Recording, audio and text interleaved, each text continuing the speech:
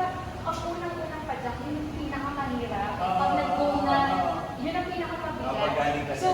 So nakita mo, kahit pulo-pulo ako ng grocery, tutulungan ako ng bike ko sa unang padyak. So pag unang padyak, dire-diretso na ako. Yun ang lagi. Pero pag hindi nakita ko ng pedal ka, wala ka naman ang naman. Yun yung ginagawa ng pedal assist.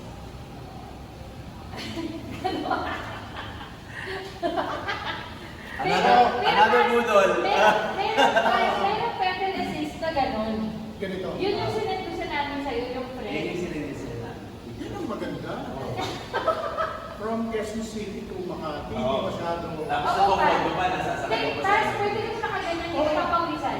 Hindi ka pa, Hindi ka kagay. Pag nag-upgrade na ako, yun na yung limit ko. Oo. Ever. Pero sa ngayon, kaya pa naman ang kakao. Diba? Alright, so we have Pinoy bike commuter here, or Pinay bike commuter here. So, tanungin ko siya ano yung recommended niya for bike commuting regarding e-bikes. Bike commuting, pedal assist. Alright, I highly recommend Pop Cycle Nice. and Nacto. This is Nacto actually. I have another bike na from Pop Cycle, Fido C11. alright. Anong model po ito ng Nacto? Nacto Breeze. Breeze, So, yung alright. step through niya. And for others naman, for city biking, trifold. Nice. Hi, Pastor Dilip. Anong... Consider na si Pastor.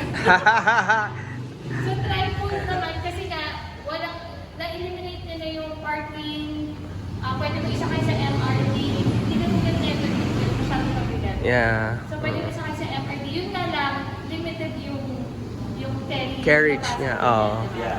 Pastor Dilip, may I know po anong bike yung gamit nyo ngayon? Right now I'm using a Banyan. Banyan brand. Trifold. Alright. So, thank you very much po. God bless. So, Pas, convinced na ba? Convinced? Bebenta na daw niya yung kanyang Dominar. I also recommend a Kawasaki Dominar. North and south, back and forth, and Philippine loop. Alright. Nice. Subaru Dominar, 400. Pastor, di ba for sale yung sa'yo? Yun pala for sale daw yun. Alright, ride safe po. God bless. Bye, Pastor Dilip. Bye. Bye, Sister Jerry, Pinay Bike Commuter.